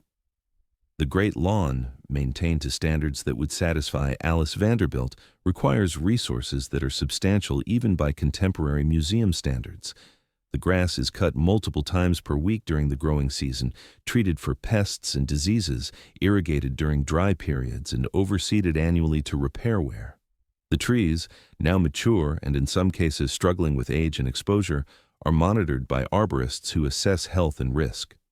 The gravel paths, crushed stone that was once replenished weekly, are now managed with geotextile underlayment that reduces rut formation, but that occasionally needs replacement. The visitor experience of the terrace has been shaped by practical considerations as well as interpretive ones. Crowds on peak summer days can number in the thousands, and managing flow through the house and onto the terrace requires careful choreography. Visitors are encouraged to keep moving, to make room for those behind them, and not to linger too long at the balustrade. The experience, as a result, is brief, a few minutes at most, which is sufficient to appreciate the view, but not to replicate the leisurely afternoon gatherings that characterize the house's original use. Photography, ubiquitous in the smartphone era, has added another layer to how visitors engage with the terrace. Where once a few society photographers documented events for newspapers and albums, now every visitor is a photographer, and the terrace has become one of the most photographed locations in Rhode Island. Images of the balustrade, the lawn, and the ocean appear on social media platforms in vast numbers, creating a digital afterlife for the space that extends far beyond the physical site. These images, shared and reshared, contribute to the breaker's fame, but also flatten its complexity, reducing it to a backdrop for selfies and vacation photos. The Preservation Society has responded to this by developing programs that attempt to deepen engagement beyond the quick photo opportunity. Special tours, available for additional fees, provide extended time in specific spaces and more detailed historical context. Educational programs for schools bring students to the house with curricula designed to use the architecture as a starting point for discussions about industrialization, immigration, labor history, and the progressive era reforms that emerged partly in response to the inequalities the Gilded Age represented. Conservation documentation, archived in the Society's research library and increasingly digitized for online access, provides a detailed record of interventions and conditions. Measured drawings, created as part of the Historic American Building Survey in the 1960s and updated regularly since, show the terrace, loggia, and Great Hall in precise architectural detail, with dimensions, material specifications, and notes on original construction methods. These drawings serve multiple purposes. They guide conservation work, they support scholarly research, and they provide a record that would allow, at least in theory, reconstruction if the house were ever destroyed. The relationship between the house and the ocean, between the terrace and the breakers, remains central to how the space is understood and experienced. The Atlantic, visible from nearly every position on the terrace, is both backdrop and agent. It provides the view that justified the house's siting and design, but it also represents the forces that will, eventually, wear the house away. The cliff edge, which has eroded measurably since 1895, continues to recede toward the Great Lawn at a rate of perhaps an inch per year, a geological process that operates on timescales far longer than human lives, but that will eventually bring the ocean to where the house now stands.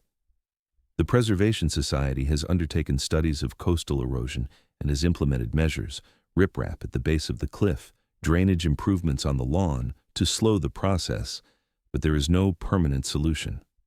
The house was built on a cliff edge, and cliff edges erode.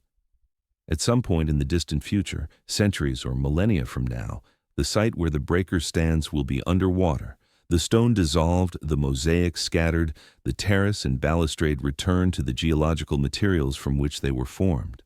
This long-term perspective is not emphasized in visitor materials, but it is present in scholarly discussions and in conservation planning. The breakers, like all architecture, is temporary. Its permanence is relative, measured against human lifespans and institutional timescales. But absolute permanence, the immortality that its builders may have imagined, is not achievable. The house will outlast its creators, has outlasted its original purpose, and will likely outlast current generations of visitors and stewards. But it will not outlast the planet, the ocean, or time itself. The terrace has ceased to decide who is seen, but it still decides what is seen and what is left just beyond the frame. The scholarly documentation of the breakers, accumulated over decades and housed in multiple archives, constitutes a second version of the house, one that exists on paper, in digital files, and in the minds of historians and conservators. This documentary architecture parallels the physical structure, recording not just what the breakers is, but what it means, how it was made, how it has changed, and how it might be understood by future generations who will never meet anyone who attended a ball on its terrace. The Historic American Building Survey documentation, cataloged as HABS RI 339, provides the most comprehensive architectural record. The survey, conducted in the 1960s and updated subsequently, includes measured drawings of every significant space in the house, showing plans, elevations, sections, and details at scales, ranging from 1/4 inch to the foot for overall layouts, to full size for decorative elements. The drawings for the terrace and lower loggia show the precise dimensions of the balustrade, its height, the spacing of balusters, the profile of the cap rail, and the depth of the piers. They show the mosaic patterns in the loggia vault, mapped tesserae by tesserae. They show the relationship of the terrace to the great hall behind it and to the great lawn beyond. These drawings are not merely records, they are interpretations, decisions about what matters and what can be omitted. The draftspersons who created them chose to document the architecture in its ideal state, showing crisp edges and perfect joints, rather than recording the erosion and wear that were already visible by the 1960s. The effect is of a house that exists in Platonic form, unchanging and perfect, rather than the house as it actually is, aging, weathered, maintained through constant intervention. The National Register of Historic Places nomination for the Breakers, filed in 1971 and updated in subsequent decades, provides a different kind of documentation. The nomination describes the house's historical significance, its architectural character, and its integrity, the degree to which it retains the features that made it significant in the first place. The nomination emphasizes the Breakers' role as the pinnacle of Gilded Age domestic architecture, Richard Morris Hunt's design genius, and the house's importance as a document of American social history. It also notes the setting: 13 acres on Ochre Point, the ocean frontage, the relationship of house to landscape. Conservation reports, produced at intervals by specialists hired by the Preservation Society, document conditions and recommend treatments. A report from 1993 on the terrace balustrade notes specific areas where stone has spalled, where joints have opened, where biological growth has established itself in cracks. The report quantifies deterioration, so many square feet of surface loss, so many linear feet of joints requiring repointing, and estimates the resources needed to address it. A 2005 report on the lower loggia mosaics uses similar language, cataloging detachment, loss, and soiling, and proposing a phased conservation campaign that would take several years to complete. Estate inventories from the Vanderbilt era, preserved in family archives and in the collections of institutions like the New York Historical Society, list furnishings room by room, including items specifically associated with the terrace: iron garden chairs, quantity 24, marble-top tables, quantity 6, canvas awnings, linear feet 80, potted plants in ceramic urns, quantity 12. These inventories allow comparison with current conditions, showing what has survived and what has been lost, and they provide evidence for restoration decisions when the Preservation Society undertakes projects to return spaces to their original appearance. Photographic archives, the richest of all documentary sources, show the Breakers at multiple moments across its history. Early photographs from the 1890s, taken by professional photographers hired by the Vanderbilts, show the house newly completed, the stone still pale, the landscaping still immature.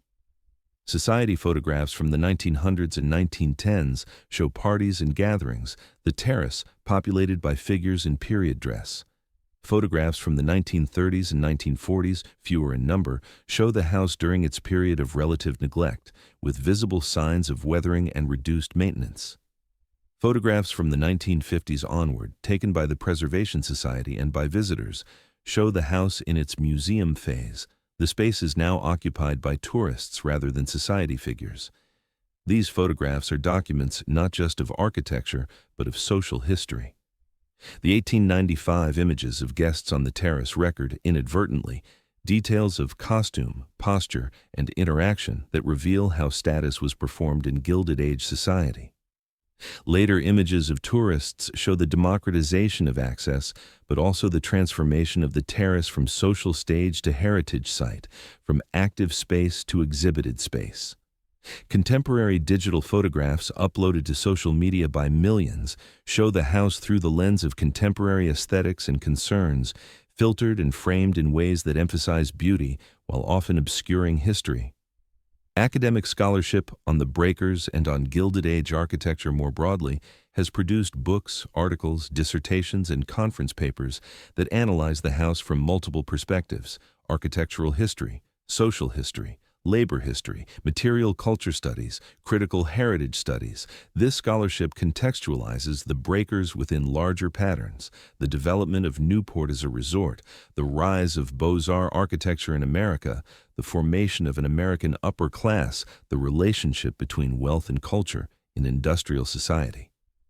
It also asks difficult questions about what it means to preserve and celebrate houses built on foundations of extreme inequality, and whether admiration for architectural achievement can coexist with critique of the social systems that made that achievement possible. The compilation of wage data and construction costs, undertaken by historians working from tax records, corporate archives, and contemporary publications, allows for precise comparisons between the resources invested in the breakers and the earnings of those who built and maintained it. One calculation, published in a 2010 academic article, estimates that the total labor embedded in the house, construction workers, artisans, servants over the first 30 years, represented approximately 500,000 worker days, equivalent to one person working full-time for more than 900 years. Another calculation notes that a housemaid at the breakers in 1900 earning $20 per month would need to work for more than 29,000 years to accumulate enough to build the house herself, assuming she spent nothing on survival. These numbers are rhetorical, intended to make visible disparities that are otherwise difficult to grasp, but they are also factual, derived from documented wages and costs. They serve as correctives to narratives that present the breakers as simply beautiful, reminding viewers that beauty often has a price and that the price is often paid by those who benefit least from the result. The terrace's stone, examined microscopically in conservation studies, reveals its own history. The limestone, quarried in Indiana in the 1890s, contains fossilized marine organisms from the Mississippian period, approximately 350 million years ago. The stone is, in this sense, ancient, its material much older than the forms into which it was carved. The act of quarrying, cutting, carving, and installing transformed geological material into architecture, imposing human meanings on stone that had existed for eons without such meanings. And the erosion that is slowly returning the stone toward formlessness is, from a geological perspective, merely the continuation of processes that were briefly interrupted by Hunt's design and the stonemason's tools. The paradox of preservation is that it attempts to arrest change in materials that are, by nature, subject to change. Every conservation intervention at the breakers, cleaning, consolidation, repointing, replacement, is an effort to maintain the house in a state that approximates its original appearance while acknowledging that perfect preservation is impossible. Stone erodes, mosaics detach, wood rots, paint fades. The best that stewards can do is slow these processes, defer the inevitable, and document what is being lost so that future generations will at least have records of what once was.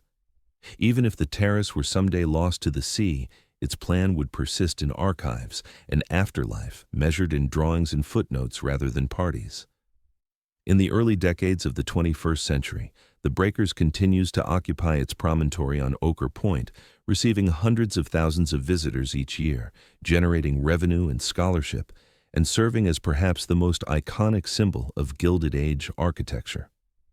The house's status has evolved from private residence to museum to National Historic Landmark to, most recently, a site that prompts ongoing conversations about how America remembers and interprets its past. The physical structure has been maintained through continuous conservation work funded by admission revenues, donations, and grants. Major projects undertaken since 2000 have included restoration of the wrought iron entrance gates, comprehensive cleaning and conservation of exterior stonework, stabilization of the Great Hall ceiling, and upgrading of climate control systems to protect interiors from temperature and humidity fluctuations that accelerate deterioration. Each project is documented, photographed, and added to the institutional archive, creating a record of stewardship that will allow future conservators to understand what has been done and what remains to be done. The family's connection to the house, which persisted in attenuated form through most of the 20th century, effectively ended in 2018 when the last family members vacated the third-floor apartment that had been reserved for Vanderbilt descendants under the terms of earlier agreements with the Preservation Society. The departure of Countess Sylvia Saperi and her family marked the final transition from house to museum, from living space with family memory to heritage site with institutional memory. The third floor, once private, has since been incorporated into expanded tour offerings that allow visitors to see the family bedrooms and to understand how the house functioned as a residence rather than just as a showpiece. Debates about how to interpret the breakers have intensified in recent years, reflecting broader national conversations about wealth, inequality, and whose stories get told in public history. Some critics argue that the Preservation Society's interpretation, while more critical than it was in earlier decades, still romanticizes the Gilded Age and fails to adequately address the exploitation that underlay fortunes like the Vanderbilts. They point to the language used in tour materials, which often emphasizes the grandeur and artistry of the house, while treating labor and inequality as secondary concerns. They argue that houses like the breakers should be presented not as achievements to admire, but as evidence to be examined, as primary sources in understanding how extreme wealth functioned and what it cost. Others defend the current interpretive approach, arguing that it is possible to appreciate architectural quality while acknowledging troubling contexts, and that overly didactic interpretation risks alienating visitors and reducing engagement.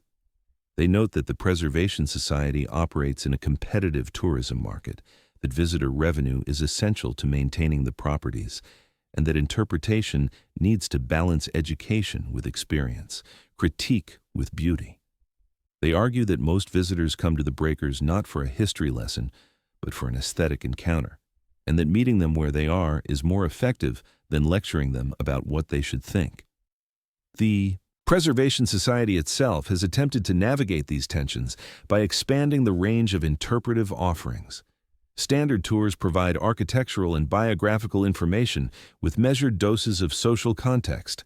Special thematic tours, Servants at the Breakers, Building the Breakers, the Vanderbilts and the Gilded Age, go deeper into specific topics, allowing visitors who want more critical engagement to find it.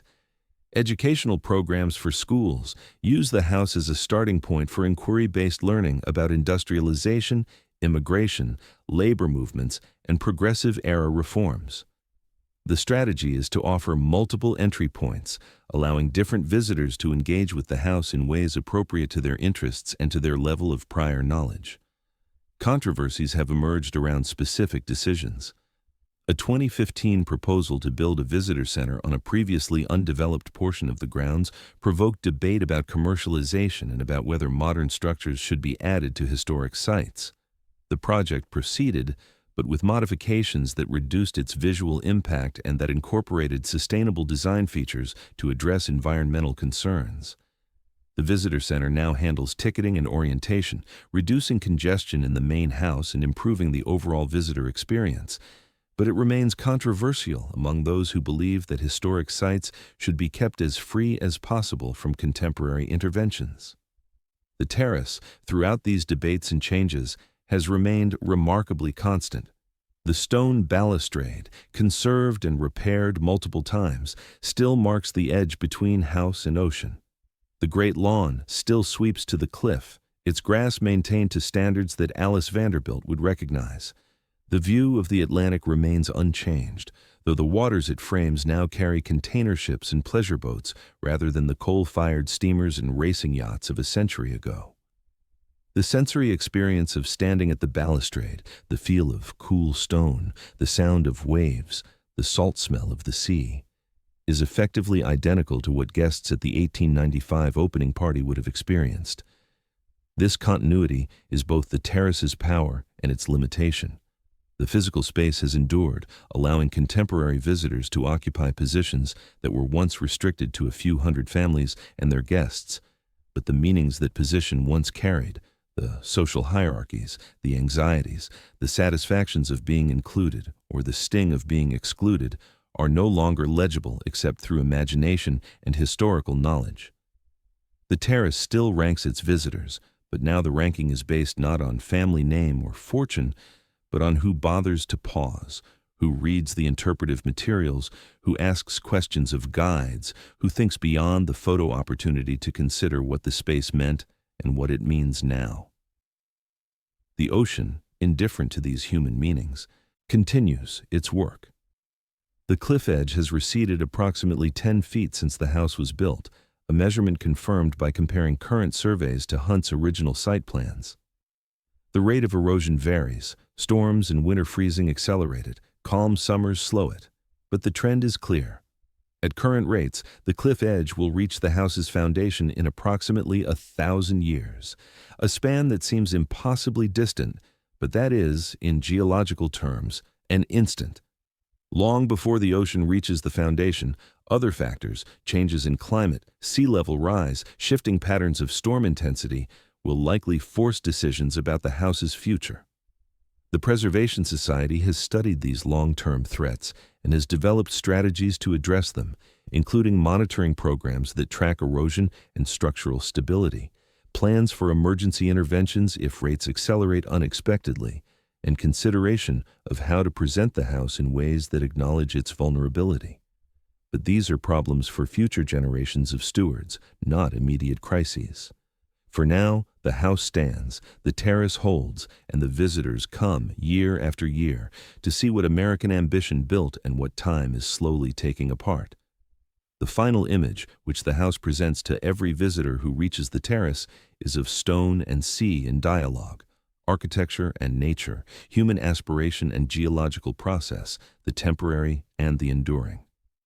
The breakers that gave the house its name continue to break against the rocks, as they have for millions of years and as they will for millions more.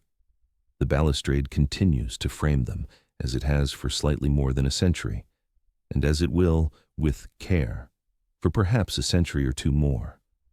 Between them is the present moment, when both exist, when the house has not yet fallen, and when its meanings are still being negotiated, when it is possible to stand at the edge and look back at what it was and forward at what it might become. In the end, the terrace still ranks its guests, but only according to who pauses long enough to notice how carefully it once ranked everyone else.